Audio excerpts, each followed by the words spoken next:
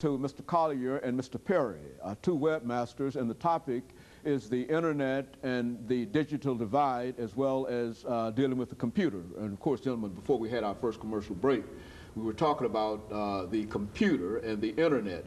But I think that most of us are familiar with the term the digital divide. And so what we'd like to do this morning is to talk about the digital divide, and for you to give us some information relative to the scope and exactly what we mean when we talk about the digital divide, and any other information that you feel would be very, very helpful to our audience this morning, to not only tell them about the digital divide, but to encourage them to become involved in the computer, which is itself a part of that whole question of the digital divide.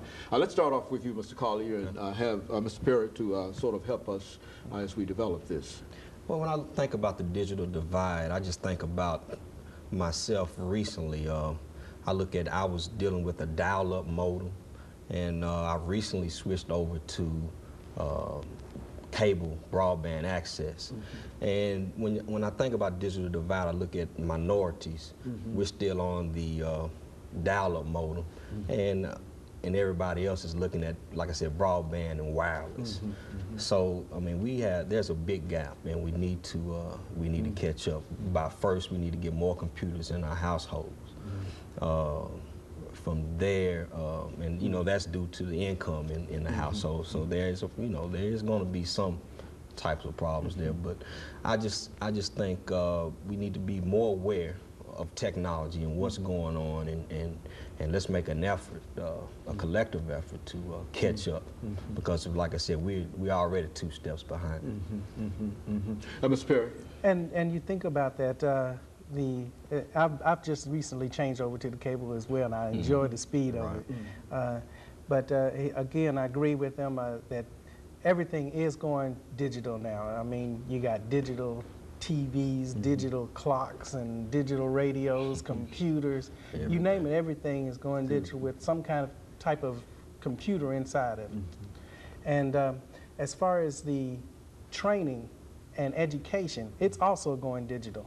I'm involved in a project that we're doing over the internet, where we'll be able to train school food service personnel and be able to allow them to train on their own, at their own leisure, at home, where they won't have to spend money trying to travel from one place to another. All they have to do is log onto their computer, dial in, they'll be able to take quizzes, tests, they'll be able to talk to their instructor over the internet, and these are the type of things that the internet has allowed us to develop as far as distance education. And a lot of universities are doing that as well, where they're building training courses or courses over the internet where they can actually give you college credit over the internet. So this is where it's going. Right, and see, with that technology that he's talking about, as a webmaster, I have to be careful, because since I am on the broadband, I can do my functionality, I can do a lot more things than I can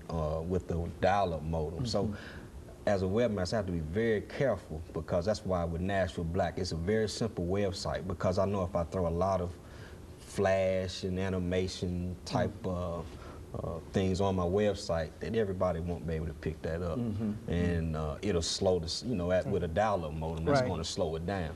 At the same time, you do want to have the flash and things on there, because that's what brings your customers back to you. If there's something that's just up there and it's ho-hum and dry, they won't want to see as much. But if it was flashy, and what we mean by flash, there's a product called Macromedia Flash that will actually animate a lot of music and pictures, and will allow you to do a lot with a little bit of space that takes to download over the internet. And of course, what you said is that with the technology that we find among many African Americans and others who are part of this other side of the digital divide, they don't have the technology or the skills to be able to take advantage of what might be found on a site dealing with as NashvilleBlack.com. Yeah, mainly the technology. Like I said, most computers I look at, over at my mother's house, they have a 160 megahertz computer. Okay, You know, I recently just upgraded at the end of the year. I just first of the year rather, I just upgraded to a gigahertz, gigahertz computer. So, you know, you have to be careful when, as a webmaster. I feel I have to be very careful on how I design my websites. I want it to be interactive. I have some type of, I have some flash or some gizmos and animations on there, but for the most part, I try to keep it simple because I know I want my website to upload to everyone's computer. And when you think about the computer services and everything, you know it goes very fast. We like to look at it and say it's almost as if it's a dog's life where you got 7 years equal 1 year. Right. But it goes just that fast. And people try to hold on to these computers forever and then say, come fix my computer. And you look at it and you say it's going to take more to fix it than it will to go ahead and buy a new computer. That's right. And you won't have as much headache as well. So you need to really look at the computer as something that's going to change quite a few times within 2 years. You know, I think that's quite interesting in the sense that when we generally think of the digital divide, we think of the absence of computers in a home.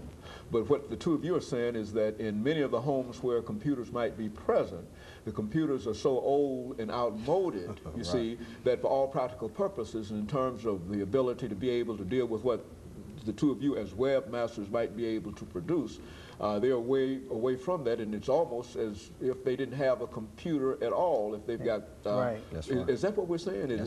Which makes it worse in a real sense than it really is. I mean, we thought of at first, because this means that even when a person has a computer counted in his or her home, you see, and we say that this X number have, some of those computers are so old for all practical purposes, they might as well not. And so how do we deal with that? Well, we're working on a program now that we're trying to enhance the software and the hardware needs in the community. So it's just going to take a collective effort with the community. We're going to have to come together, like you said, and let's get educated, and let's come to grips that, yes, you're going to need a computer in the future, because that's, like you said, digital. You got digital cameras, you got digital TV. I mean, that's the wave of the future. 25 seconds before the second break, Ms. Perry. Well, again, I just can't stress enough where you need to have that new computer, or you need to have that newer or the latest software or the latest hardware out there available. And that's what it's going to boil down to. You're not going to get around anything. Very good. And of course, let us take this second commercial break, and we'll be back with our audience following this short break.